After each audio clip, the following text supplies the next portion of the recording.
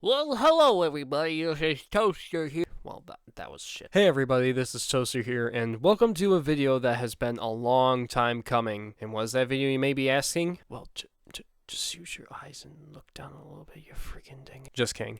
This is the YTP Breaktorial of the Psycho Apocalypse. Now, to be perfectly honest, I haven't seen this project file in a little bit. I'm going to try to keep this video as concise and orderly as possible, but please forgive me if I go off track a few times. But anyways, without further ado, let's get into the YTP Breaktorial of the Psycho Apocalypse. Oh, let's go! So here we are in the original project file, and just to give you a general sense of just how much work went into this video, here is the entire timeline for the whole project.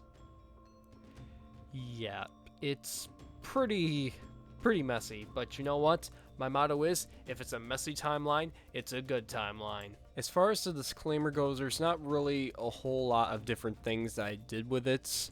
I mean, the only thing that I did different with this, besides the background, was I made these little lines animate here. Now, to make the line animate inwards, it's basically just animating position. I just put a keyframe here. Oh yeah, and be sure that this is checked, otherwise you won't be able to animate position with it. Then I went to the beginning and I placed yet another keyframe. Then I just offset the position off to this side, and then you have this nice transition. Now, I also did the same thing at the end here, but the only difference is that I did it backwards. So I just duplicated the keyframe here, and then I duplicated the beginning keyframe all the way over to here. So then, as you can see, it just moves off the screen. Okay, now okay, this face right here was actually quite simple to make. So first off, I made a duplicate of the original layer of the original video track. Then I made a mask around Jesse's hair right here, and really all I did was just expand the scale height of it. So as you can see, when you play around with this, it will kind of distort the original clip, and that's originally why I was going to go with this. I really don't know why I made this edit, but for some reason I just found it kind of funny. Now, as far as the twirl effect right here goes, it was really self-explanatory and an easy thing to do. So all I did was go to the original video track and I just applied a twirl effect to it. And with the values right here, I just messed around with how much twirl was applied to the original video track. Now, as you see, I could have made the face do...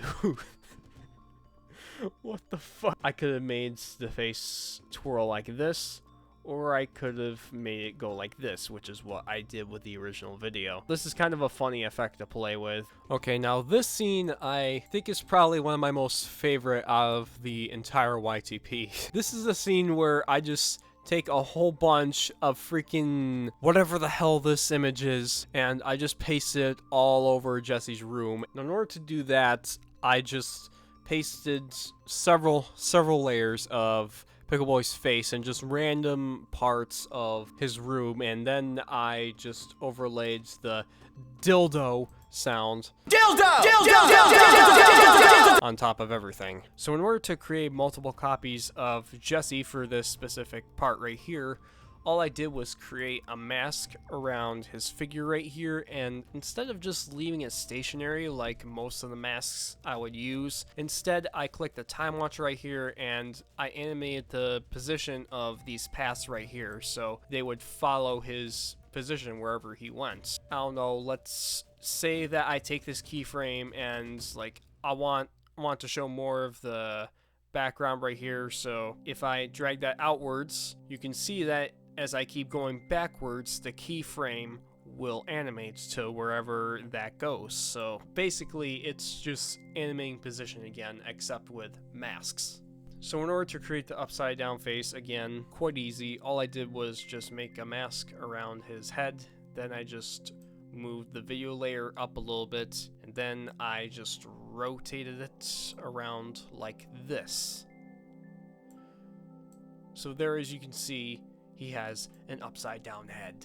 In order to create this scene right here, again, it's easy. All I did was I just animated scale right here. So I just went to the end right here and I just adjusted the scale height. So as you can see, by doing that, I adjust the height and scale of Jesse's finger, and then I just animate position along with that so it looked somewhat natural. Okay, now as a joke, I kind of thought it'd be funny if I could maybe make it look like Psycho Dad is kicking away the Become a Juggy scream right here. So I just took a still of one of his legs from, I think it was Psycho Dad Kicks Down Door or something. I took a shot of his leg right here and I animated to make it look like he was kicking away the Juggy sign. So as you can imagine, yes, it's all just animating position yet again with the leg. Now, what the fuck is that face? You know what? When it comes to the Psycho series, just don't ask questions. And as for the subscribe to McJuggerNuggets subscribe button, yes again, as you can see, it's just animating position. Now each one of these subscribe buttons is actually a different image, as you can see in the timeline. All I did was just save each image as a different file from Photoshop, and with each of the 2 succeeding images from the original, all I did was play around with the warp tool in Photoshop to just make it look like Psycho Dad was actually hitting the subscribe button and making it look like he was actually breaking it. Now there's not really a whole lot to this scene right here, but I just thought I'd go over this real quick before moving on to the next part. Now, as you can see, this is the part where Psycho Dad repeatedly swings at the laptop, destroying it. All I did was just take some random parts from the original video, just go into speed/duration, and just increased it to 500. And then I just took the spliced audio tracks and I mixed and matched it with the video. So this flashback scene right here, all I did was drag a part of the Wrath of Psycho Grandpa into the timeline. I grabbed a black and white effect from the effects panel, and I just applied it to the original clip. And then in order to create the white borders around here, all I did was I went up to File, New, Color Matte. Then I selected a white color from the color picker. Then I overlaid the new color matte on top of the original clip. And then I created a mask around the original video. I dragged an oval mask to roughly around the center of this. And then I inverted the mask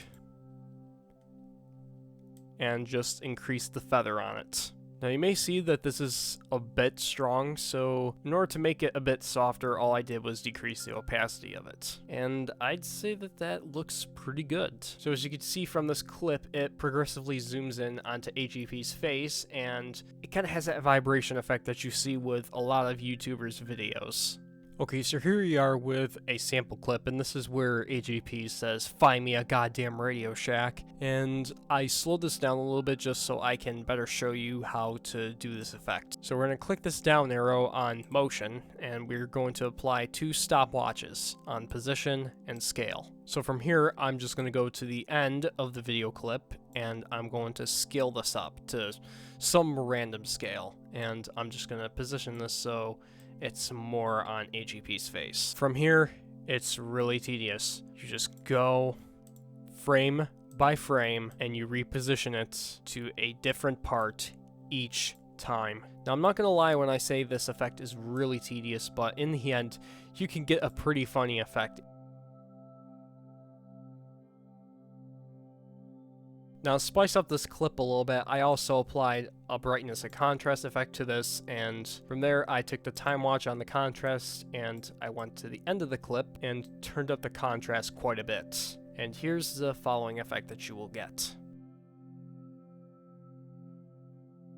In order to create the Uncle Larry heads, I duplicated this video track, just move that audio track back there, and I kind of offset it a little bit, as you can see, so I just dragged this video clip out a little longer so it'll last. Then from there, I created a mask around his head. Now I could actually take my time with this and use the pen tool in order to create this mask, but just for time's sake, I'm just doing this just to show you how I created the effect. I just decreased the size of the new track and placed the head in some random place on the video. So I just placed one of the Uncle Larry heads right here, and then from there I would just do this repeatedly with pretty much every single other clip.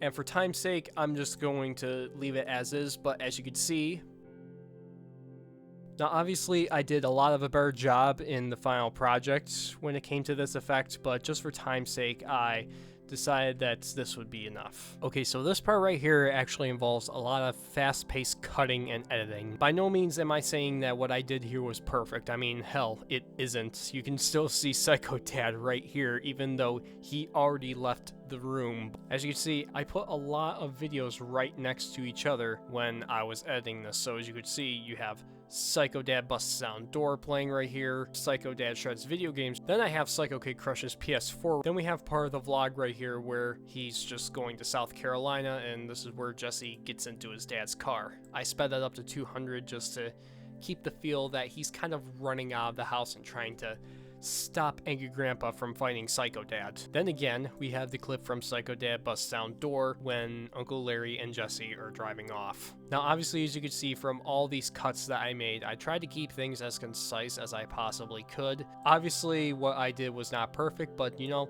this is why I put this text right here, just to try to keep things as concise as I possibly could. I did my best. It's not perfect, but hey, it's the best that I could do. Okay, so now as you can see, we are back into Michael's POV. This wasn't really complicated, but it was kind of annoying, especially when it came to the end bit for this, because for some reason, whenever I record gameplay, no matter what settings I use, no matter what software I get, I always come out with really laggy footage. I mean, it's not that I have a really bad PC, I mean, I have a pretty good graphics card, and really all of these audio tracks down here are just clips from several other videos, like where Angry Grandpa's saying, "Oh, fuck you," and all that shit. It's all from different videos. And this part right here was, I don't want to say that it was difficult, but it was a pain in the ass, because no matter what software I use and what settings I set it as, every single time I come out with really laggy footage whenever I'm recording gameplay for something.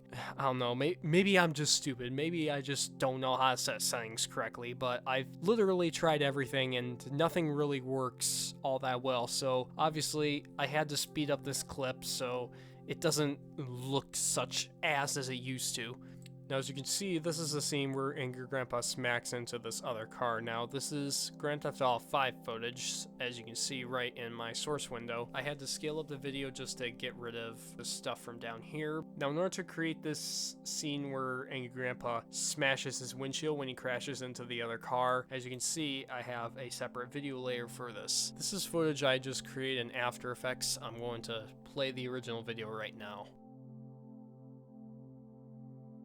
This is actually footage from Universe Sandbox 2. Now, if you don't know what this game is, it's kind of a space simulation kind of game. I mean, I personally love it because I just love space. It's a really cool game despite, you know, there's not really a clear objective to it. It's really just kind of like a sandbox game. You just do whatever the hell you want with it. Anyways, in order to create this, all I did was I opened up Universe Sandbox 2 and I set the screen recorder to record, and all I did was I took the Earth and then I took like a moon and I set it so the moon would crash into the Earth just like this. Now, obviously, I did not include the moon into this. I wanted to make it seem like Psycho Dad was actually flying into the Earth as opposed to just what I showed you. Now, this is the part where Angry Grandpa and Psycho Dad get ready to fight. Now, as you can see, as far as Psycho Dad's face goes, I used some masking along with position and scaling, but as you can see as well, there are black bars right here. I put these here because I wanted to give this scene right here a bit more of a polished feel. Like if I take these black bars away from here, as you can see, it really doesn't look as natural as it does with the original video. But I put those bars there because I just felt that it looked a lot better than what I originally had it if it was just plain widescreen. And really all I did with pretty much all of the video tracks right here is I also adjust the brightness and contrast of the original video. As you can see, if I tick this off, the video looks a bit too dark for my liking, so I just raised up the brightness and decrease the contrast a bit on that so you could actually see the figure. Okay, now this is the part where I actually had quite a bit of fun making. I'm gonna tick off these dust particles real quick just to show you what the original looked like. As you can see, this is the part where Flowey just raises out of the ground randomly. Obviously, it just looks a bit weird, just him coming out of the ground like that, doesn't it? That's why I put these dust charges right here. All I did was I just grabbed a whole bunch of dust particles from Action Essentials 2 again, and I just laid them on top of each other. So that way it looks a bit more natural and gives it a bit more realism. Okay, Flowey's text box right here. Oh man. Okay, I'm gonna tick off these layers for right now just to show you what I did in order to create the box itself. So I'm just going to tick off these real quick. So in order to create the text box, I created a white color mat and I positioned it as so right here. Now, in order to create like the little box that I had, I created a rectangular mask around part of the white color mat. So in order to create the actual text box, all I did was press on the rectangle and it would just create a mask as so. So as you can see right here, this is not the text box itself, but this is going to act as the outline for the official text box, as you will see in a moment. In order to create the black text box, all I did was essentially do the same thing as I did with the color mat. And then from there, all I did was decrease the size of the text box. So as you can see from there, I actually would create the outline for the black text box. And as for the text that you see in the text box, in order to make the text just go from left to right to just appear out of nowhere, it's working with masks. So in order to do this, I'm just going to get rid of this tick right here. So obviously, as you can see right here, there's only I. So as you can see when I go to the official text right here, if this will load, this is the original text I wanted to input into the text box. So in order to make it look like the text was scrolling from left to right, I created 3 masks, one for each line of text. I will go to the end right here where I wanted the scrolling to stop for this first line of text. Then I would take the 2, what do they call them? I'm going to call them nodes. I don't know if that's what they're really called, but I'm just going to call them nodes. Then I selected 2 nodes on the right, and I just dragged them to the end, as you can see right here. Then as you will see, the text scrolls, just like in Undertale. Then as far as the next line of text, I just created another mask, and I repeated the process. Then I did the same thing as I did before with these particular lines of text. Okay, now for this scene where Uncle Larry appears right here, this is probably one of the most cheapest effects I used in this YTP. I mean, literally, all this is, I just took a white video layer that I made like an oval mask around the middle of this. It's so bad. I mean, some people could probably look at this and be like, it's fine, but personally, I wish I could have made this look a lot better. I wish I went to After Effects and I actually made this look somewhat good. I don't know why I did that, but I think it was just because I was running pretty close on time as far as this YTP goes, and I just really didn't have like a whole lot of time to make this look very good. But yeah, and obviously, as you can tell, once again, I motion track this whole entire thing, literally going frame by frame and adjusting position. Like I said, working with keyframes and motion tracking is probably one of the biggest pain in the asses I have with making a YTP, but you know what? If I don't have that, then there's no challenge. So in order to create this split screen right here, all I did was I overlaid a video on top of this video track right here, and then all I did was just make a mask around this part of the video. Then I also applied a mask right here just to exclude part of. Then I overlaid a mask on top of this half of the video right here for Angry Grandpa's face, just so Angry Grandpa's face didn't really appear on this side of the video because that would just look weird. Then I just animated his face. Then I just animated both AGP and Psycho Dad's face by, you guessed it, keyframes in position. I'll give you a wild guess as to how I animated these faces. So this part where Uncle Larry goes to smack Angry Grandpa up into the sky once again, I animate position, but as you can see here, there's a lot more of a noticeable difference with how I adjusted the position and scale of this. And that's because I wanted to make this look as dramatic and, I don't know, boomy as possible. So in order to do this, once again, I literally went frame by frame and adjusted the position of the video track. Was it a pain in the ass to do this? Not really, since it was a shorter video track, but boy is it ever a pain in the ass when you have really long video tracks that go on for like about 10 seconds. It may not sound like a lot to you guys, but once you get down and you start like adjusting motion and working with keyframes for video clips that are longer than like 5 seconds, it gets incredibly tedious. And once again, for this video track right here, take a wild guess. And with that, regretfully, I think I'm going to end the YTP Breaktorial here. Now, a lot of you are probably saying, what the hell, Toaster? Aren't you going to show us what you did in Source Filmmaker, like the fight scene? How'd you do that? Now, believe me, I would love to show you what I did in Source Filmmaker and how I was able to animate the fight scene the way I did in the final project. However, for those of you who saw my Twitter post back about maybe 3-4 months ago, I believe it was late March or early April that I posted it, you will know that the main hard drive that I save most of my projects to when I'm either working on them or just finishing them up, one day it just decided, hey, I know that you're not in a big hurry to delete half the projects that you have saved on here, but you know what? Let me take matters into my own hands. Let me delete them for you. But essentially what really happened was I was copying files onto the hard drive and making backups to my laptop when all of a sudden, out of the blue, the copy just fails. I didn't even disconnect the hard drive or anything. It just fails. So I thought that was a bit strange, so I went back into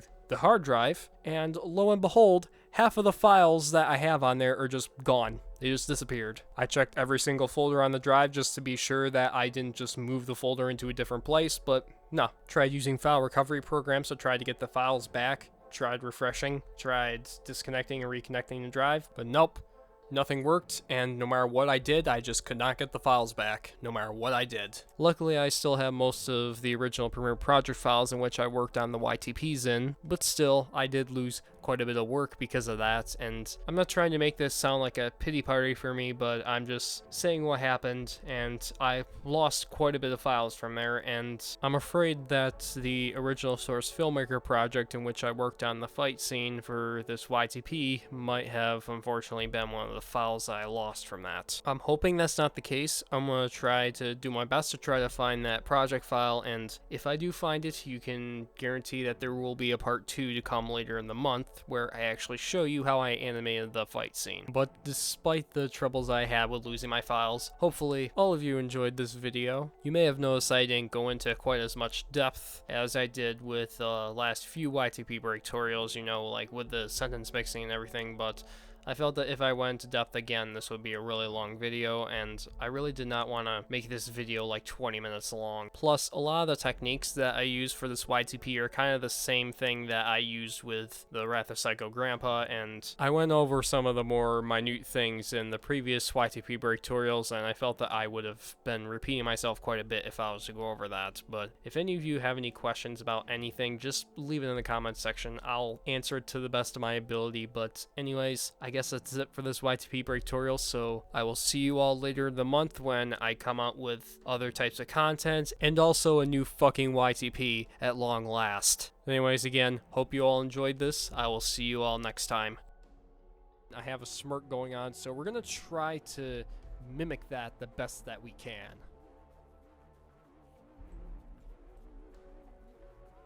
Okay, and that, I'd say that's pretty accurate. Someone please save me from this eternal hell. Okay, now comes the fun part. Dildo!